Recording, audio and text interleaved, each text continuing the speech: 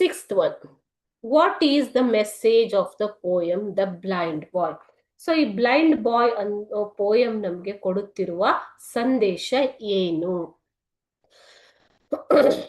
We should always be happy and contented with what God has given us. This is the main thing. Okay, so ನಾವು ಯಾವಾಗಲೂ ಸಂತೋಷವಾಗಿ ತೃಪ್ತಿಯಾಗಿ ದೇವರು ಏನು ಕೊಟ್ಟಿದ್ದಾನೋ ಅದರಲ್ಲಿ ಸಂತೋಷ ಮತ್ತು ತೃಪ್ತಿಯಿಂದ ಇರಬೇಕು. We should always be satisfied. Contented means satisfied and happy in our life with what God has given us. We should not try to attempt to have what we do not have. Okay, so ನಮಗೆ ಏನು ಇಲ್ಲವೋ ಅಥವಾ ನಾವು ಯಾವುದನ್ನ ಪಡೆಯೋದಿಕ್ಕೆ ಸಾಧ್ಯ ಇಲ್ಲವೋ ಅದನ್ನ ಪಡೆದುಕೊಳ್ಳುವ ಪ್ರಯತ್ನವನ್ನ ಮಾಡಬಾರದು ಅಂತಂದ್ರೆ ಅಸಾಧ್ಯವಾದದ್ದನ್ನ. For example, here the blind boy cannot get his sight back, isn't it? So it's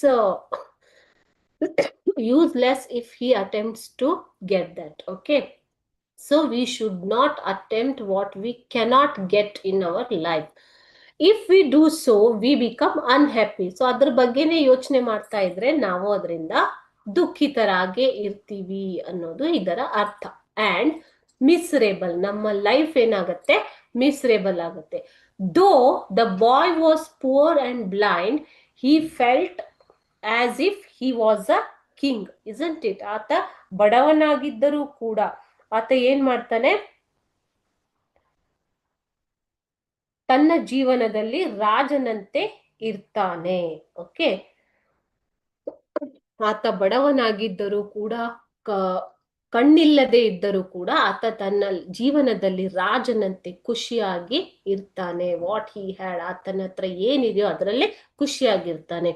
if we keep on thinking about what we cannot get, we will be unhappy and our life will be miserable. ನಮ್ಮ ಜೀವನ ಏನಾಗ್ಬಿಡುತ್ತೆ, ಶೋಚನೀಯವಾಗಿ ಬಿಡುತ್ತೆ ಅನ್ನೋದು ಈ ಒಂದು ಪದ್ಯದ ಸಂದೇಶ. This is the message from the poem Blind Boy.